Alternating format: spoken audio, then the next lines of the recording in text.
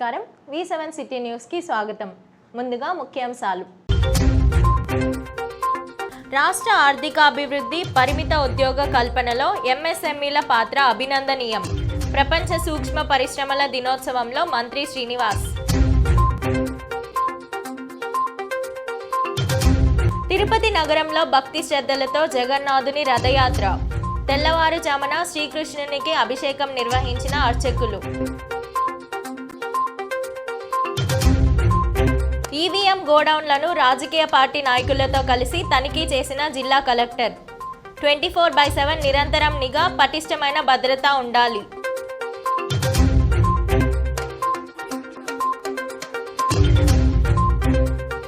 తిరుపతి జిల్లా పోలీసులకు ప్రభుత్వం నుంచి 27 ద్విచక్ర వాహనాలు. జెండా ఊపి ప్రారంభించిన ఎస్పీ హర్షవర్ధన్ రాజు. ఇక వార్తల్లోని వివరాలు. తిరుచానూరు శ్రీ పద్మావతి అమ్మవారు శుక్రవారం సాయంత్రం బంగారు తిరుచిపై 4 మాడ వీధుల్లో ఊరేగుతూ భక్తులకు కనువిందు చేశారు. ఇందులో భాగంగా అమ్మవారిని వేకోజామున సుప్రభాతంతో మేల్కొల్పి నిత్య కైంకర్యాలు, అభిషేకం నిర్వహించారు. మధ్యాహ్నం అమ్మవారి ఉద్యానవనంలో అమ్మవారి ఉత్సవమూర్తికి శాస్త్రోక్తంగా అభిషేకం చేశారు. సాయంత్రం అమ్మవారిని సర్వాంగ సుందరంగా అలంకరించి ఊంజల్ సేవ నిర్వహించారు. అనంతరం విశేష అలంకరణలో విరాజిల్లుతున్న అమ్మవారు తిరుచుపై తిరువీధిలో విహరిస్తూ భక్తులకు అభయమిచ్చారు. పెద్ద సంఖ్యలో భక్తులు అమ్మవారికి కర్పూర నీరాజనాలు అందజేశారు. ఈ కార్యక్రమంలో ఆలయ deputy EO Harindranath, AVSO Radhakrishnamurthy, AEO Devarajulu, superintendent Ramesh, ఇన్స్పెక్టర్లు చలపతి, సుబ్బారాయుడు, సుభాస్కర్ నాయుడు తదితరులు పాల్గొన్నారు.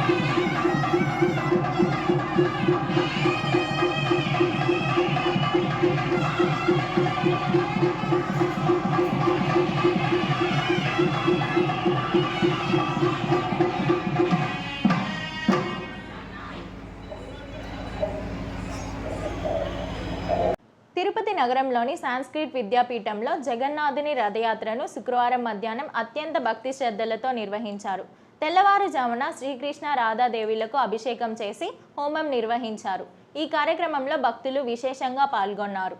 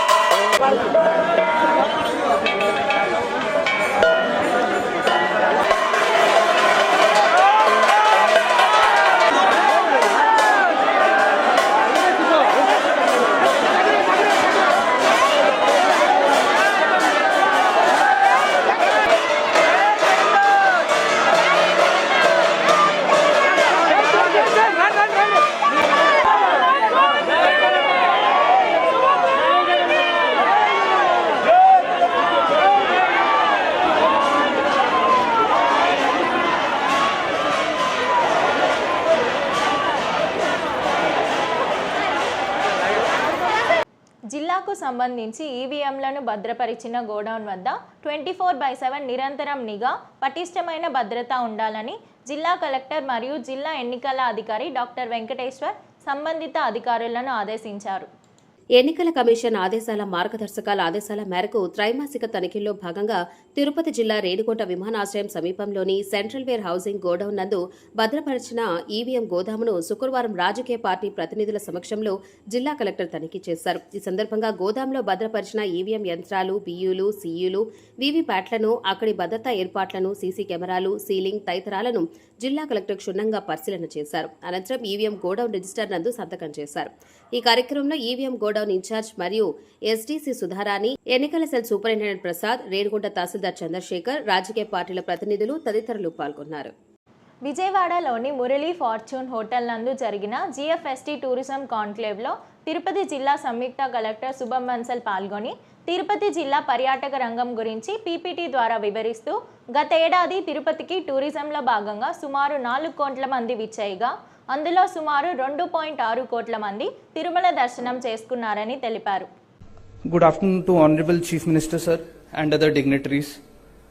Sir, no discussion on tourism in Andhra Pradesh can be complete without discussion on Tirupati. As we see, sir, last year to Tirumala, 2.6 crore devotees visited Tirumala, and overall in the district, we had a tourism footfall of over 4 crores, sir, which is the highest in the state. But, sir, as you have guided us in multiple visits to Tirupati, that the average stay of duration of these tourists is not more than 1 day, effectively, sir. As you have continuously guided us to take this to 3 to 5 days, sir, we are today submitting a smart Tirumala Tirupati DAC, dashboard and command and control system. Sir, what we aim for is an immersive and safe experience for all these devotees. This is a people-centric, real-time intelligent governance system backed by AI, ML, GIS, deep tech, drones, CCTV, mobile, WhatsApp and QR, sir. Sir, we have planned to achieve this through an interactive dashboard. This will pave way for a super app and a smart command and control system which will be set up in Tirupati, sir. Sir, I want all of us to imagine a person coming to Tirumala. We have to see how they are coming. We have to see where they are going to, how they are going. We have to see how much time they are spending there, how safe and happy do they feel while in Tirumala, sir, and Tirupati, and what is government's role in it, sir. And this is only for a single person, sir. We have to multiply it by 3 crore people and have to cater to every single need that they have during their stay in the district, sir. This is what we aim to achieve, and hence we have joined hands with GFST, Tourism Department and RTGS to develop solutions for this, sir. So the future is here, and we have thought of smart ticketing systems, real-time and future crowd analysis with machine learning and intelligent queue management systems, heat map analysis to give alerts in vulnerable areas directly on people's phones, QR code based analysis using AI and sentiment analysis to know which tourist places are being visited by these people, what is being liked, what is being disliked, what we can do better to improve the tourist experience, sir. Sir, we are also backing this with WhatsApp based recommendations and virtual reality and alternate reality experience. People sitting at home can also experience all of this. We are also including emergency SOS features. Sir, we have a lot to offer in Tirupati, be it temples, be it forts, be it the tank development programs that we have started under your guidance, sir. We aim to complete a total proof of concept for this dashboard and deck in the next 4 months, and we will require your continuous guidance for this, sir. This will be the go-to application not only for administrators, sir, but also for tourists and investors, all of whom are present here alike, sir. Thank you very much for this opportunity, and I will request the GFST team to Mr. Sriram. Please, sir.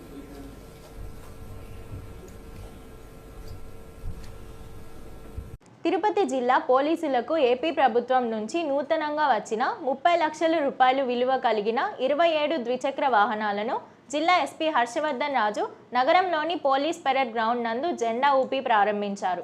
ఈ సందర్భంగా జిల్లా SP మీడియాతో మాట్లాడారు. So అందరికీ నమస్కారం. ఈరోజు మనం ఆంధ్రప్రదేశ్ మా డీజీపీ కార్యాలయం నుంచి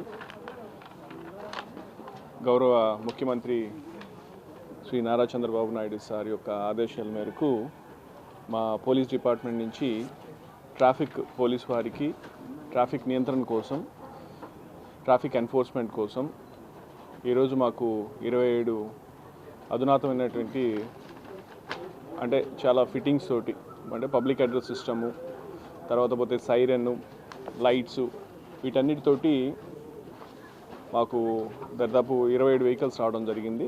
సో ఈరోజు ఈ వెహికల్స్ అన్నీ కూడా మొత్తం జిల్లా మొత్తంగా మేజర్ టౌన్స్లో వీటన్నిటిని కూడా ఇవ్వటం జరిగింది. అంటే తిరుపతి, తిరుమల, తర్వాత నాయుడుపేట, సూలూరుపేట, కాళహస్తి, రేణిగుంట, పుత్తూరు, గూడూరు ఇట్లా అన్ని చోట్ల కూడా మనము ఈ వెహికల్స్ని ఇవ్వటం జరిగింది.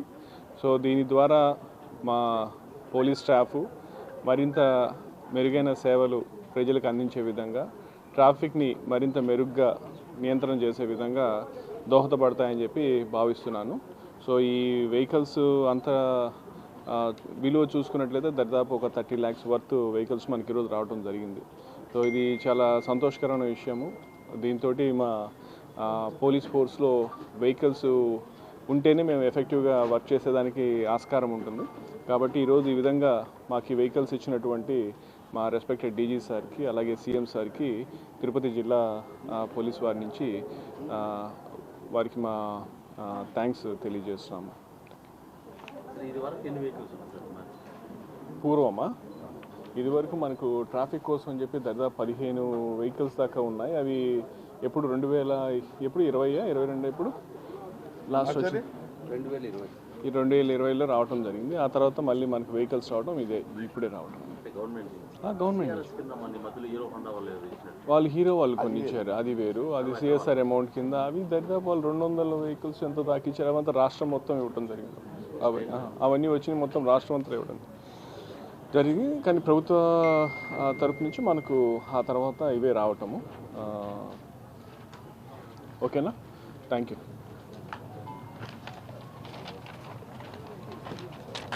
నూతన సాంకేతికతను మరియు అవకాశాలను అందిపుచ్చుకొని ఎంఎస్ఎంఈలు మరింతగా ఎదగాలని రాష్ట్ర ఎంఎస్ఎంఈ, సెర్ప్, ఎన్ఆర్ఐ సాధికారత మరియు సంబంధాల శాఖ మంత్రి కొండపల్లి శ్రీనివాస్ పేర్కొన్నారు.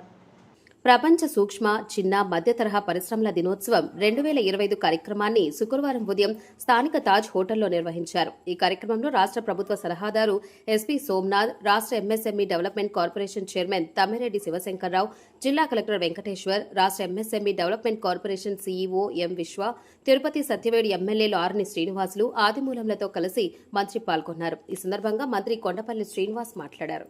We have with us Honorable Minister for MSME. The World MSME Day celebration. Say a little history about our MSMEs, because it is a time when we have to acknowledge ourselves and what are we contributing in the world and India and Andhra Pradesh. As you all know that the United Nations General Assembly has nominated June 27th as the International Day for MSME. As you all know that it has been the second highest employment creator after agriculture. So you should acknowledge yourself that you are the second largest employment creator in the country and mostly in the world in terms of creating the employment. So we are 90% of the businesses, 60 to 70% of employment, 50% of the GDP in the worldwide. And I also say that in India, MSMEs are the backbone of the economy, accounting 30% of GDP and 45% of exports and employing more than 11 crore people. And I also say that in Andhra Pradesh, after the recent latest survey of AP Socio-Economic Survey 24-25, the industry sector significantly contributes 23.17 of gross value added. So this ensures that what is MSME and how important MSME is today is going to revive the poor, the society in the betterment of social economic conditions.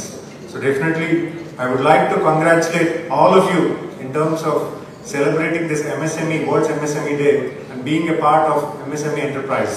Thank you. నగరంలోని 43, 44 division పరిధిలోని రోడ్లను MLA ఆర్ఎని Srinivasulu శుక్రవారం ఉదయం పరిశీలించారు.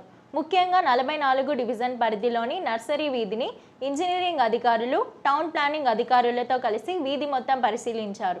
తిరుపతి నగరంలో road ఆక్రమణలతో ambulance వచ్చే పరిస్థితి వీధిలో లేకపోవడంతో ఇటీవల 2 చనిపోయినట్లు స్థానిక మహిళలు ఎమ్మెల్యే దృష్టికి తీసుకువచ్చారు. అలాగే డ్రైనేజీ సమస్యతో దుర్వాసనకు తోడు దోమల బెడద ఎక్కువగా ఉన్నట్లు వారు ఎమ్మెల్యేకు చెప్పారు. వర్షం పడితే డ్రైనేజీ నీరు నిల్వ ఉండిపోతుండటంతో ఇబ్బందులు పడుతున్నట్లు ఆ ప్రాంతవాసులు ఎమ్మెల్యే దృష్టికి తీసుకువచ్చారు. మరోవైపు రోడ్డును పూర్తి స్థాయిలో విస్తరిస్తే తమ ఇల్లు దెబ్బతింటాయని నర్సరీ వీధి వాసులు ఎమ్మెల్యేకు తెలిపారు. నర్సరీ వీధిలో రోడ్డు డ్రైనేజీ నిర్మాణం కోసం 76 లక్షలు మంజూరు చేసినట్లు ఎమ్మెల్యే ఆర్ని శ్రీనివాసులు తెలిపారు. రోడ్డు విస్తరణ ఎలా చేయాలి అనేది ఇంజనీరింగ్, టౌన్ ప్లానింగ్ అధికారులతో చర్చించి నిర్ణయం తీసుకుంటామని ఆయన చెప్పారు. ప్రజలకు అసౌకర్యం కలగకుండా రోడ్డు డ్రైనేజీ సమస్యను పరిష్కరిస్తామని ఆయన తెలిపారు. 43వ డివిజన్లో డ్రైనేజీ సమస్యను త్వరలోనే పరిష్కరిస్తామని ఆయన చెప్పారు. ఈ కార్యక్రమంలో టీడీపీ నగర అధ్యక్షుడు చిన్నబాబు, కార్పొరేటర్లు Narasimhachari, Narendra, Rajareddy, Mahesh Yadav, Dudi Shiva, corporation AC Shyam Sundar, DCP Mahaboob Khan తదితరులు పాల్గొన్నారు. ఈరోజు తిరుపతి నియోజకవర్గ పరిధిలో 43వ డివిజన్, 44వ డివిజన్ రెండింటిని కూడా ఇక్కడ స్థానిక నాయకులు, కార్పొరేటర్లు, డిప్యూటీ మేయర్లు, అధికారులు, ముఖ్యంగా మున్సిపల్ అధికారులు అందరూ కూడా పాల్గొనడం జరిగింది. ఇక్కడ ఎప్పటి నుంచో గత 50-60 ఏళ్లకు ముందు, 70 ఏళ్లకు ముందు నుంచి స్థిర నివాసం ఏర్పాటు చేసుకొని తిరుపతి చిన్న స్థలంలో చిన్నదిగా ఉండేటప్పుడు ఇక్కడ ఇండ్లు కట్టుకోవడం జరిగింది. ఇప్పుడు ఈ మధ్యలో డెవలప్ అయ్యి కొంచెం పెద్ద ఇండ్లు కట్టుకొని ఇంటి నుంచి కూడా 5 అడుగులు, 4 అడుగులు, 3 అడుగులు, 10 అడుగులు బయట రావడం జరిగింది. కాలువలు కూడా కట్టేదానికి స్థలం లేకుండా ఉంది. ఎలక్ట్రికల్ పోల్ కూడా ఇండ్లకు అడ్డం వస్తున్నాయి. వాటి వల్ల కూడా ఇబ్బందులు వస్తున్నాయి. చూసాము అన్నింటినీ కూడా. ఈ 44వ డివిజను, 43వ డివిజన్లో ముఖ్యంగా అధికారులతో కూడా సంప్రదించి టౌన్ ప్లానింగ్, మున్సిపల్ అధికారులు, ఎలక్ట్రిసిటీ వాళ్ళతో కూడా మాట్లాడి ఈ ప్రాంతంలో నివసించు పెద్దలతో కూడా కొంతమంది మహిళలు కూడా ఒక 3 బ్యాచ్లుగా రావడం జరిగింది మన ఎమ్మెల్యే ఆఫీస్కు. సమస్య పరిష్కరిస్తామని కూడా చెప్పడం జరిగింది. మొన్న కౌన్సిల్ మీటింగ్లో కూడా దీనికి 76 లక్షలు రోడ్డు కొంత ఎస్టిమేట్, అండర్ గ్రౌండ్ డ్రైనేజ్కి యూజీడీకి కొంత పెట్టడం జరిగింది. ఖచ్చితంగా కూడా అది కూడా శాంక్షన్ అయింది. దాంతో 44వ డివిజన్లో కొంత మేరకు చేస్తాం. ఇప్పుడు 43వ డివిజన్లో కూడా అవసరం అనేసి కొంత దూరం వేస్తే ఈ డెడ్ ఎండ్ నుంచి వచ్చేదానికి అన్నిటికీ సౌకర్యంగా ఉందనేసి చెప్తున్నారు. దీనికి కూడా ఎంత అవుతుందో, ఎలా చేయాలో అధికారులు కూడా సూచనలు తీసుకొని వారి సలహాల మేరకు ఇక్కడ ముఖ్యంగా స్థానికంగా ఉన్న సీనియర్ నాయకులు అంతా ఎంప్లాయీస్ ఉన్నారు, రిటైర్డ్ ఉద్యోగస్తులు ఉన్నారు, అందరూ మేధావులు ఉన్నారు. వాళ్ళతో కూడా సంప్రదించి ఎవరికి ఇబ్బందులు లేకుండా వాళ్ళు సొంతంగా మన ఒకరి కోసం కాకుండా 10 మంది కోసం కొంత త్యాగం చేయాలనేసి కూడా నేను ఈ సందర్భంగా వాళ్ళని కూడా కోరుకుంటున్నాను.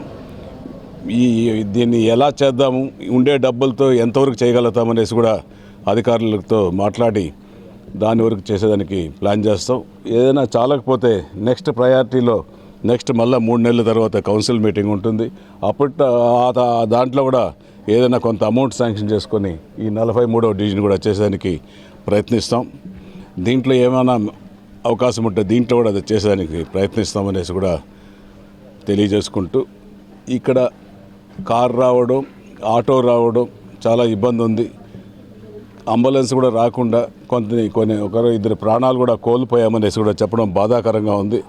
ఏది ఏమైనా ఖచ్చితంగా దీనికి ఒక ఆటో, కారు, ఒక అంబులెన్స్ వచ్చే విధంగా ఎటువంటి అడ్డంకులు లేకుండా చేసే బాధ్యత తీసుకుంటామనేసి కూడా ఈ చంద్రగిరి మాజీ ఎమ్మెల్యే చెవిరెడ్డి భాస్కర్ రెడ్డి అక్రమ అరెస్టును నిరసిస్తూ వైఎస్ఆర్సీపీ శ్రేణులు రోడ్డెక్కారు.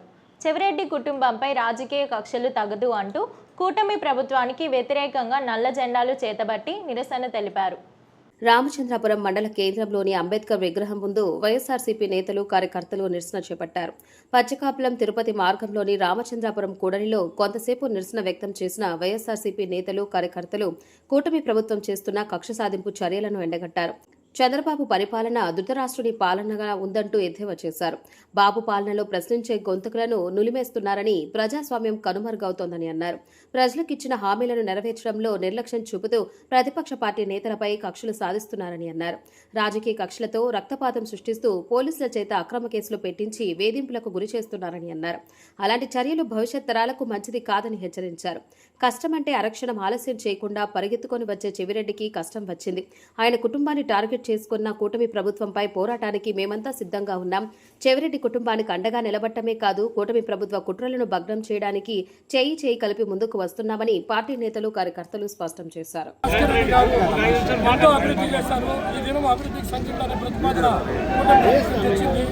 కనుక అందరూ ఆలోచించాల్సింది ఏంటంటే అభివృద్ధి వదిలేసి కక్ష సాధింపులతోనే ఈరోజు ఈ ప్రభుత్వం నడిపిస్తున్నారు. ఇది కరెక్ట్ కాదు. ప్రజల దగ్గర ఓట్లు వేసుకునే దానికి వారికి ఇచ్చిన హామీలను నెరవేర్చాలా.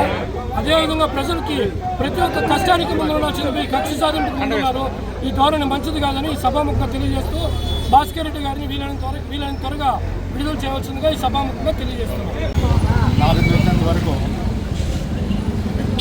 సంజీవ్ రెడ్డి సీఎం ఉన్నప్పటి నుంచి ఎంతోమంది సీఎం చూస్తున్నారు, కానీ ఇంత దరిద్రమైనటువంటి పరిపాలన ఎక్కడ చూడలేదు. సంజీవ్ రెడ్డి, జలగం వెంగళరావు చాలామంది చాలా సంవత్సరాలుగా పరిపాలించారు, కానీ ఇంత దుష్ట పరిపాలన ఎప్పుడు చూడలేదు. ఇటువంటి పరిపాలన ఉండకూడదు. ఇది ప్రజలకు చెడు చేసే ప్రభుత్వము. ఆయన చంద్రబాబు నాయుడు గారు ఇచ్చినటువంటి 6 సూత్రాలు ఒక్క సూత్రం కూడా ఒక ఫార్ములా కూడా ఆయన చేయలేదు. కాబట్టి ఈ పరిపాలన నశించడానికి మనం అన్ని విధాల ప్రయత్నం చేయాలి.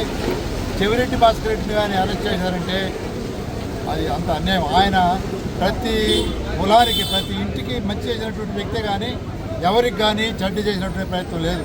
ఆయన అరెస్ట్ చేశారంటే ఇటువంటి పరిపాలన మనకు ఉండకూడదు. ఇమ్మీడియట్గా చంద్రబాబు నాయుడు దించడానికి ప్రయత్నం చేయాలి. స్విమ్స్ కార్మిక సమస్యలు పరిష్కరించాలని గత 2.5 ఏళ్లుగా ఎన్నిసార్లు అధికారులకు విన్నవించినా పట్టించుకోకపోవడంతో ఈ నెల 4వ తేదీ డైరెక్టర్కు, టీటీడీ అధికారులకు, రాష్ట్ర ప్రభుత్వానికి, ప్రజాప్రతినిధులకు సమ్మె నోటీస్ ఇవ్వడం జరిగిందని, 3 సార్లు లేబర్ అధికారులతో చర్చలు జరిగినా సమస్య పరిష్కారం కాకపోవడంతో రిలే నిరాహార దీక్షలు ప్రారంభించడం జరిగిందన్నారు.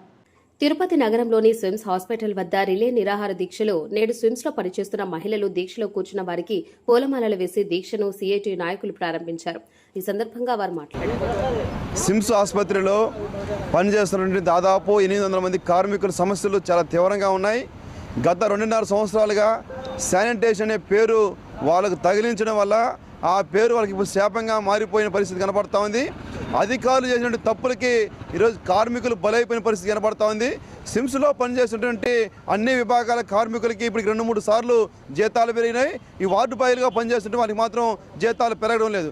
దానికి కారణం శానిటేషన్ అనే పేరు తగిలించడం వల్ల ఈరోజు జీతాలు పెరగకుండా ఉన్న పరిస్థితి కనబడతా ఉంది. కాబట్టి దీనికి సంబంధించి శానిటేషన్ అనేటువంటి పేరును తొలగించాలని చెప్పి గత 2.5 సంవత్సరాలుగా స్విమ్స్ మేనేజ్మెంట్కి, టీటీడీ మేనేజ్మెంట్కి కాళ్ళు అరిగేలా తిరిగినా, అనేక సందర్భాల్లో వినతిపత్రాలు ఇచ్చినా, ధర్నా కార్యక్రమాలు చేసి చెప్పినా ఏమాత్రం కూడా పట్టించుకునే పరిస్థితి కనబడడం లేదు. అందుకని గతంలో ఈ నెల 4వ తారీఖున సమ్మెలోకి పోతామని చెప్పి సమ్మె నోటీస్ ఇవ్వడం జరిగింది. సమ్మె నోటీస్ ఇచ్చిన తర్వాత కూడా 2 సార్లు డీసీఎల్ కార్యాలయంలో చర్చలు జరిగినాయి. చర్చలు జరిగినా కూడా ఈ స్విమ్స్ యాజమాన్యం ఏమాత్రం పట్టించుకోకుండా, ఈ చర్చను కూడా లెక్క చేయకుండా కార్మికుల సమస్య పట్ల ఏమాత్రం పట్టించుకోకుండా వ్యవహరిస్తోంది. కనుకనే నిన్నటి రోజున కార్మికులందరూ కూడా సమ్మెలోకి వెళ్ళాలని చెప్పి రిలే నిరాహార దీక్షలు ప్రారంభించడం జరిగింది. ఈరోజు 2వ రోజు చేరుకుంది. ఈరోజు 2వ రోజు మొత్తం అందరూ మహిళలు ఈరోజు రిలే నిరాహార దీక్షకు నాయకత్వం వహించి కూర్చోవడం జరిగింది. రేపు మళ్ళీ ఇంకొక బ్యాచ్ కూర్చోవడం జరుగుతుంది. ఇట్లా నిన్న రిలే నిరాహార దీక్షలు కందారపు మురళి గారు, సిఐటి జిల్లా ప్రధాన కార్యదర్శి, ఆయన ప్రారంభం చేశారు. ఈరోజు మహిళలు నాయకత్వం వహిస్తున్నటువంటి దీక్షలకి సీనియర్ జర్నలిస్టు రాఘవ శర్మ గారు పూలమాలలు వేసి ఈరోజు యొక్క నిరసన దీక్షను ప్రారంభించడం జరిగింది. రేపటి రోజున రిటైర్డ్ జిల్లా జడ్జి గుర్రప్ప గారు ఈ దీక్షను ప్రారంభించబోతున్నారు. ఎప్పటికైనా సిమ్స్ యాజమాన్యం ఈ సమస్య జటిలం కాకుండా సమస్య పట్ల సానుకూలంగా వ్యవహరించాలి.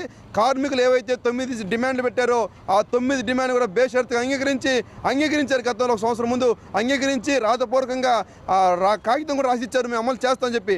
ఆ రాతపూర్వకంగా రాసి ఇచ్చినటువంటి హామీని అమలు చేయమని చెప్పి కోరుతున్నాం. ఎప్పటికైనా యాజమాన్యం మొండిగా పోకుండా సమ్మెలోకి పోకుండా ముందే ఈ యొక్క సమస్య పరిష్కారం చేసుకోవాలని చెప్పి తెలియజేస్తాను. సమస్య పరిష్కారం కాకపోతే మాత్రం 30వ తేదీ నుంచి సమ్మెలోకి పోతామని చెప్పి హెచ్చరిస్తాను. వార్తలు ముగించే ముందు ముఖ్యాంశాలు మరోసారి. రాష్ట్ర ఆర్థికాభివృద్ధి, పరిమిత ఉద్యోగ కల్పనలో ఎంఎస్ఎంఈల పాత్ర అభినందనీయం. ప్రపంచ సూక్ష్మ పరిశ్రమల దినోత్సవంలో మంత్రి శ్రీనివాస్. తిరుపతి నగరంలో భక్తి శ్రద్ధలతో జగన్నాథుని రథయాత్ర. తెల్లవారుజామున శ్రీకృష్ణునికి అభిషేకం నిర్వహించిన అర్చకులు. ఈవీఎం గోడౌన్లను రాజకీయ పార్టీ నాయకులతో కలిసి తనిఖీ చేసిన జిల్లా కలెక్టర్. 24/7 నిరంతరం నిఘా, పటిష్టమైన భద్రత ఉండాలి.